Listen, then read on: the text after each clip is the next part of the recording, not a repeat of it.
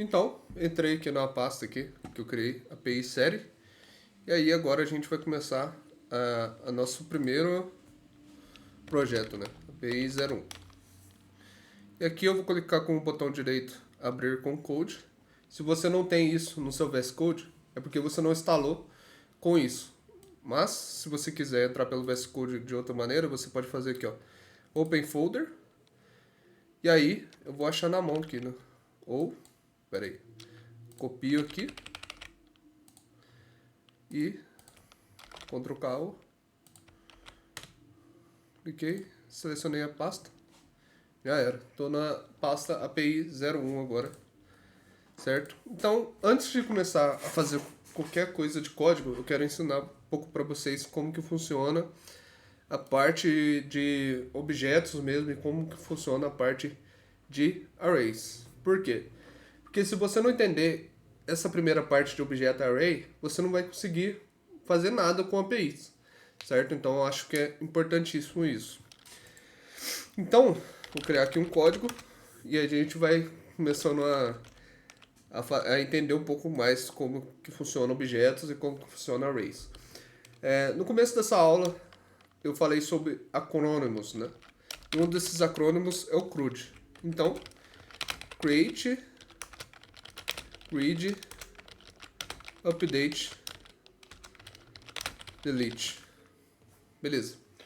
Então, a gente vai entender aqui como que a gente faz para fazer cada um dessas funções quando se trata de objeto e array, porque a gente vai entender um pouco melhor.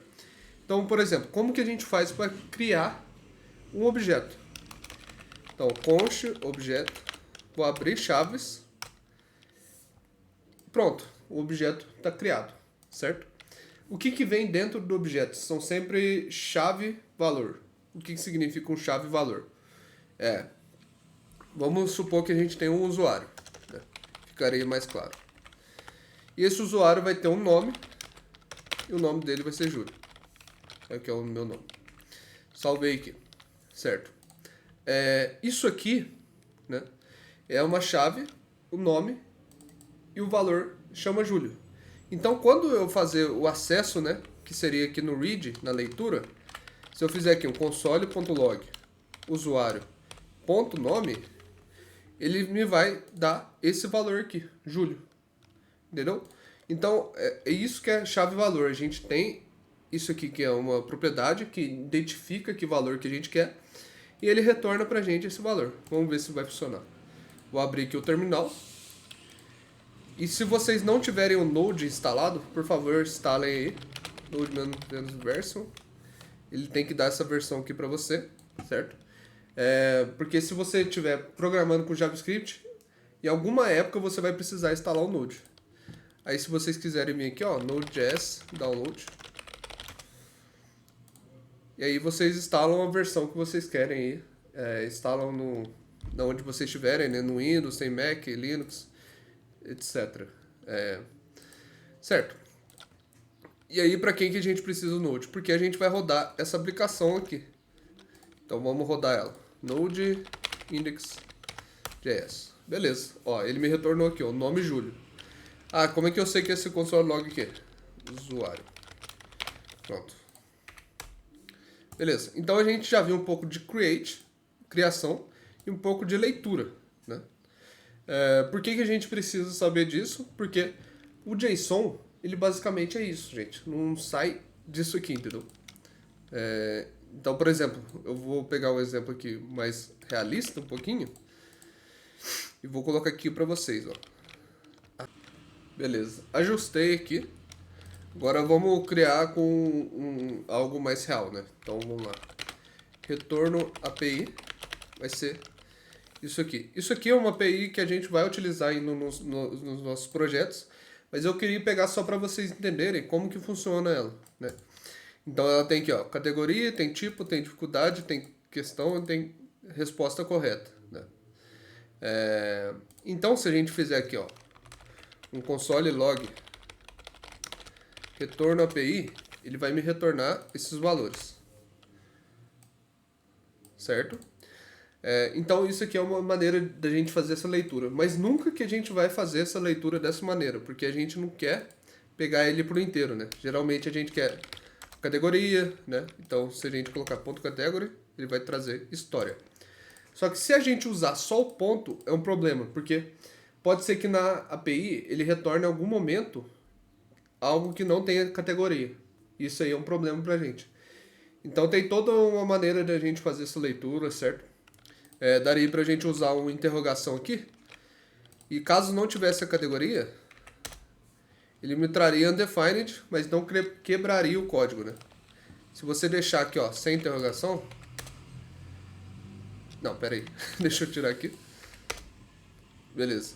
Mas se você tivesse essa aplicação rodando em algum lugar, né, num back-end, ela ia quebrar. Porque o ponto não conseguiu acessar nada. Então vai dar algum problema com isso. Certo. Então às vezes usar a interrogação aqui é bom. Mas, enfim. Beleza. Aqui nessa API a gente tem todas essas propriedades, né? Então a gente fez a criação delas. Mas e se eu quisesse inserir uma nova propriedade aqui nessa API? Eu conseguiria fazer dessa maneira. Retorno API ponto, name igual história. Console log retorno API. Vamos ver. Peraí. Ponto name. Ah tá, pegou aqui no final. Eu não tava conseguindo ver. Mas pegou aqui, né? A gente conseguiu criar, inserir, né? Na verdade, isso aqui não é nem na parte de criação, né? Seria na parte de atualização aqui. Então a gente atualizou, colocou um novo valor dentro da do nosso objeto, né? Quanto à leitura, a gente pode fazer dessa maneira, né? Para objetos é dessa maneira. Mas e se a gente precisasse ler um array, né? Então, por exemplo, aqui a gente tem respostas incorretas. Isso aqui é um array, porque ele está com chavezinha. Então, o array ele funciona um pouco diferente do objeto. O objeto, quando a gente quer ler, a gente usa o próprio nome, né? Então, retorno API ponto categoria vai trazer a história. Mas no caso do array, não funciona dessa maneira. Porque ele não tem nenhum acessor, né? Ele não tem nenhuma categoria, ele não tem tipo, não tem nada. Ele só é o valor puro, né? Então, como que a gente faz para acessar esse valor puro? A gente acessa ele pelo índice, certo? Então, console log retorno API ponto incorrect answers no valor na posição 0.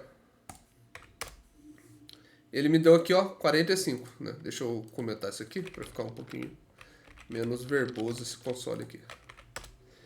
Beleza, ele me deu aqui ó, o valor 45 aqui no terminal, certo? Então, se a gente procurar pelo índice 0, ele vai me dar o valor 45. Se a gente procurar pelo índice 1, ele vai me dar o valor 60 e o valor 68 vai ser o índice 2, né? Então, o array ele funciona pela posição do conteúdo, não pelo valor, pelo acessor dele, né? E como que a gente faz para ler todos esses aqui? Porque pode ser em um caso onde a gente tem aqui, ó,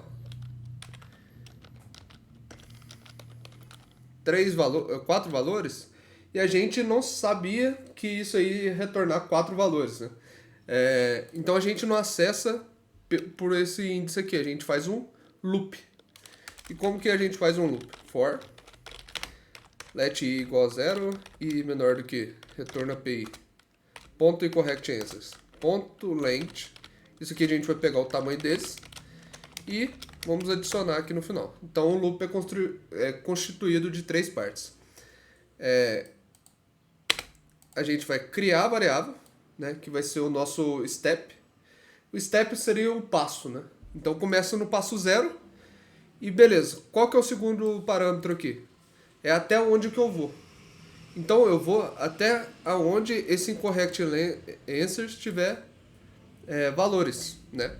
É o tamanho desse array. Se a gente usar o length, né, dá para usar com várias propriedades, dá para usar até com texto. O length do inglês é basicamente tamanho. Então, se eu colocar o length aqui, ele vai identificar o tamanho desse array e o loop vai ser de 0 até o tamanho desse array, certo? E esse terceiro aqui é o incremento. Então, toda vez que eu chegar no final desse loop, eu quero aumentar o meu i em 1. Então, eu começo no 0, eu vou até, aqui se a gente identificar, né, tem 4, então até menos que 4. E no final do array eu vou jogar um mais. Então, a gente começa aqui com 0 e vai terminar aqui com 1. Na verdade, a gente não termina aqui com 1, né? É só no próximo que a gente vai conseguir usar o 1. Então ele começa com 0, depois é 1, depois é 2 até... Depois é 3, certo? Então se a gente fizer o log no i, pra gente ver isso aqui... E aqui no JavaScript é tudo com o console log, viu, galera?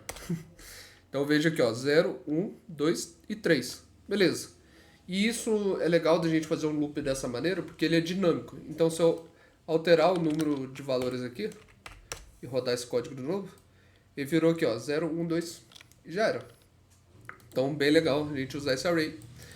E aí, com essa posição agora, né, com o i, eu consigo pegar o valor. Porque em vez de 0, eu vou colocar o i. Porque o i vai se atualizar, né? O i vai ser 0, depois 1, depois 2. Então ele vai mapear esse array inteiro, né, se eu colocar i aqui, e vai pegar cada um desses valores para mim. 45, 60 e 68. Né? Então é muito bom da gente usar dessa maneira. Tem um map também. O map basicamente vai ser isso. Então eu vou colocar aqui, ó, retorno API correctAnswers.map. Só que o map ele tem um arrow function aqui dentro, né? E esse arrow function vai receber um parâmetro. Não, é tipo um parâmetro, ok? E aqui dentro da função a gente consegue usar esse item, que é um pouco mais fácil. Então, consigo fazer aqui, ó, console.log item. E aí o map a gente usa só para arrays, beleza? Não dá para mapear, por exemplo, o objeto dessa maneira. Tem outras maneiras de a gente mapear um objeto, certo? E por que a gente precisa aprender a usar o map? Porque a gente utiliza mais o método map no React, por exemplo, né? Que é o framework que a gente vai fazer o nosso projeto hoje. Então, beleza. A gente já aprendeu aqui como que faz para mapear, para ler, como que faz para criar, né? E agora, atualizar, né? A gente já fez leitura, já fez o update também. E agora a gente pode fazer aqui o delete. O delete nada mais é do que você colocar um delete aqui, ó, retorno API.name, que você vai deletar ele, né?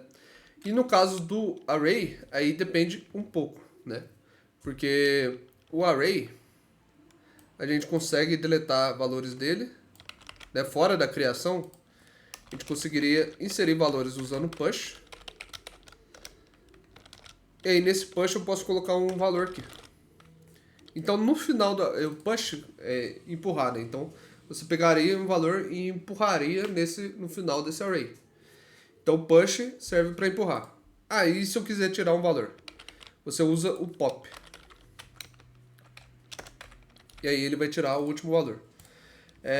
Perceba que o array é muito posicional, né? Então um atrelado ao outro e não tem jeito de você fazer uma manipulação melhor do que isso, do que se você usasse, por exemplo, o objeto, né?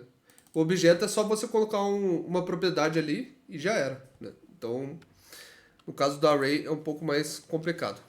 Mas eu só queria mostrar um pouco de como que funciona o objeto, como que funciona o array, porque a gente vai usar isso aí direto, né? Aqui nesse projeto, beleza?